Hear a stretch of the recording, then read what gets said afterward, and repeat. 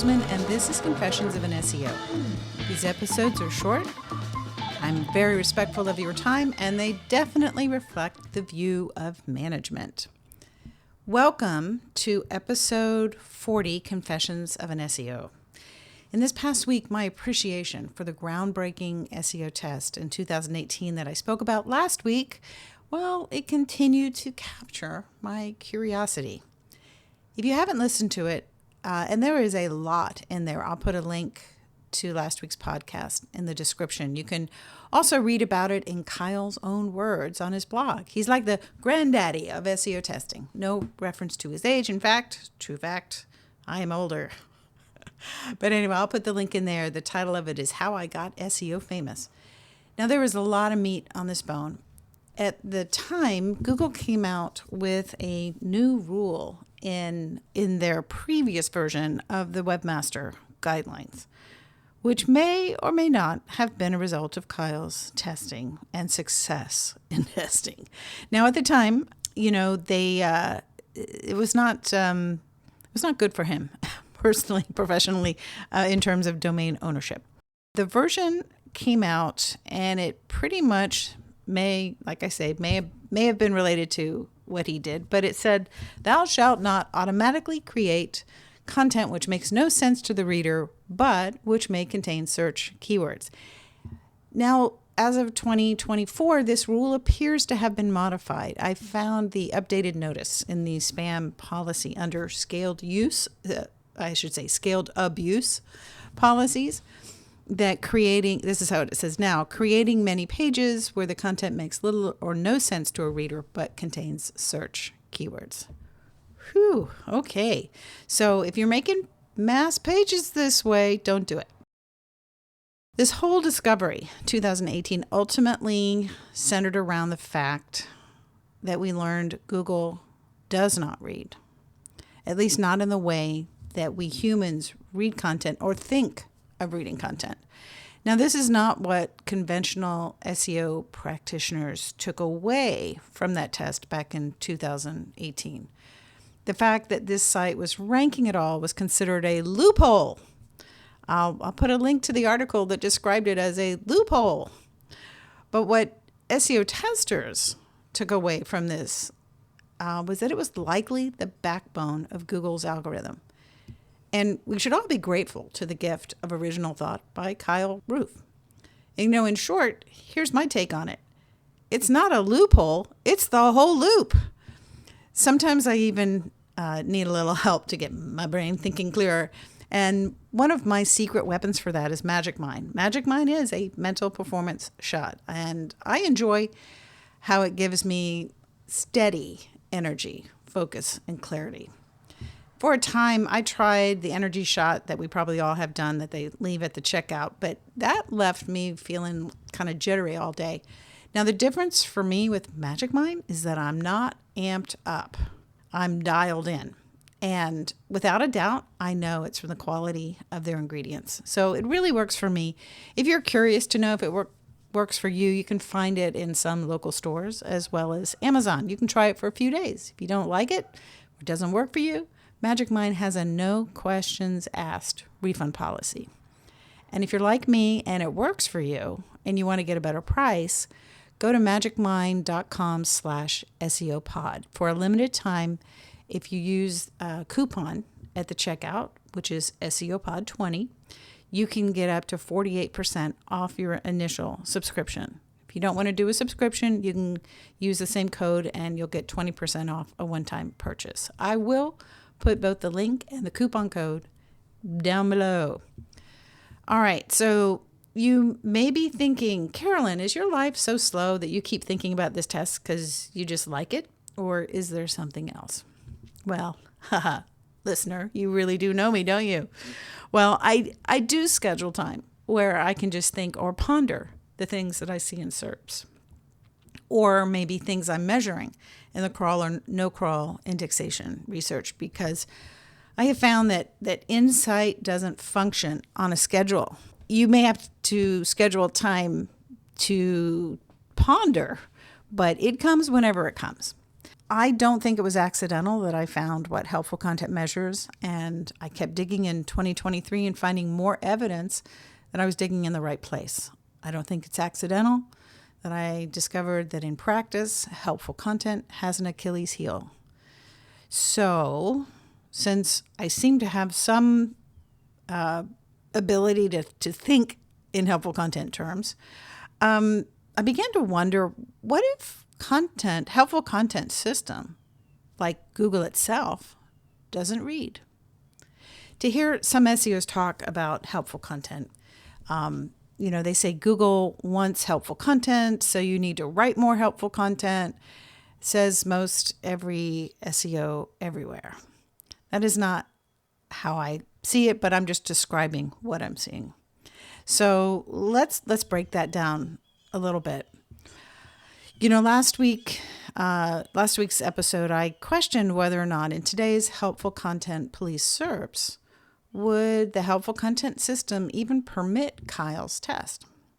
Not that Google stopped it, but just that the system itself just, stop here, you don't get any further. I even asked listeners if anyone knew of any of those the test sites that popped up all after the hullabaloo about ranking a site in Latin happened. I should say ranking a site with lorem ipsum. Well, I asked and I was answered. A longtime listener sent me a message and revealed one example that it showed up in 2019, the year after the original test was made public. And this listener has himself been watching it for years. It continues to rank number 1 for rhinoplasty and city name. I pondered whether or not I should share the term, because obviously it's not a secret, but I do have a high desire to preserve its more retiring presence, so I haven't decided yet how much I'm going to share. But for now, I will tell you about the site. I did check it out, and it appears to be a full-on copy of Kyle's original test as best my memory serves. The site isn't pretty, the images are less than attractive, the amount of website copy is minimal, and it is set up using Kyle's website silo method. Did I tell you already that it ranks number 1? These days with indexation being all the rage, for me at least, I wondered, were all of its pages indexed?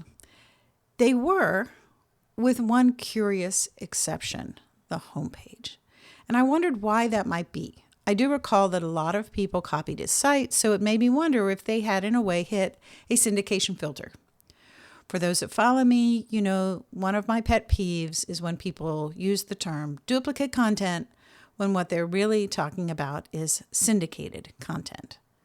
Duplicate content is content that's on the same domain that is identical. Now, I will use that in a sentence. Duplicate content is like those canonicals that the crawling system discovered along with the anchor text URLs of table of contents, and those that the helpful content system seems to insist are individual pages, thus treating them like duplicate content and penalizing the canonical page. It is always educational here at Confessions. All right, so there's reason to surmise that the homepage was not in the index because Google had other copies of it. All this got me to wondering about what if Google, let's say in 2018, we know they didn't read the in-between words. Does helpful content system read the in-between words, the words that show up in the content between the keywords on this type of test? You see where this is leading? All right, those that insist on the existence of something being inherently helpful content, I would recommend listening to an earlier episode where I go through why I believe there is no such thing as helpful content that helps. Hint, there's only unhelpful content tags that hurt. But for those that insist, they can't sort of say that the keyword entities and LSI, all the keywords on the page, are helpful content. For them, it must be the words in between. Now, I'm totally simplifying this down, boiling it all the way down to its bones. So notice that I'm not saying that. I'm saying this is what I hear from others. They're really trying to encourage people who are complaining about not getting their content indexed, that the reason is because their content should be written with more helpful content. Maybe go so far as to say content should not be written for search engines, but written for people. So you have the use more helpful words, which would have to be the words in between, like I unbox this, or something that demonstrate what I'm writing about is new in thought and personal experience. And then there's another camp that insists that helpful content is determined by user data, how the user interacts with it. In short, after already building a data stream that captures user experience and clicks, and Cindy Crumb's field evidence may be the clearest confirmation as to how Google mines that information. But for the sake of discussion, let's just acknowledge that when experts or SEO experts speak of helpful content being user experience, for that to be true, it would mean that Google has built redundant systems, which is so far from practicality to be real. But let's assume that Google in this one instance built redundant systems. That too would have to mean that something other than relevancy drives the helpful part of helpful content. Now, if you're not aware, I have done an analysis on the helpful content system. And what I've just described to you is exactly the opposite of my position on this. So, but I am bringing it up, right? As a tester, who cares, right? So I have launched a test in regards to helpful content. My question being, does helpful content, which is now part of Google's algorithm, does it read content? Because if it did read content, I think it's logical to say there's no way that the lorem ipsum content would be considered helpful in any way. So thus, if helpful content can read now, none of that content would make it into the system. Now, if it does make it into the system as lorem ipsum content, and let's say it ranked in the number 1 position, that's kind of going to be hard to explain how in the age of helpful content, a site full of lorem ipsum, but with keywords and entities and all the pages being relevant to the topic, it's going to be hard to say that that site isn't full of helpful content. Or rather, as I like to say, unencumbered by unhelpful content. So my hypothesis is Google will rank this content for the keywords and will not see the lorem ipsum as unhelpful. Now, truthfully, I really don't care what actually happens. But to be a test in the tradition of scientific method for SEO testing, we must state one. Now, this test is halfway put together, if I am to believe my little SEO elves.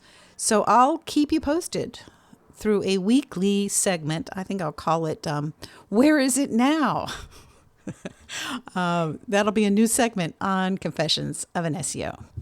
Now, before I let you go, I am about to open up the second phase, the second alpha testing phase for Indexilla to the entirety of my crawl or no crawl group. Now, if you're not already in there, get in there.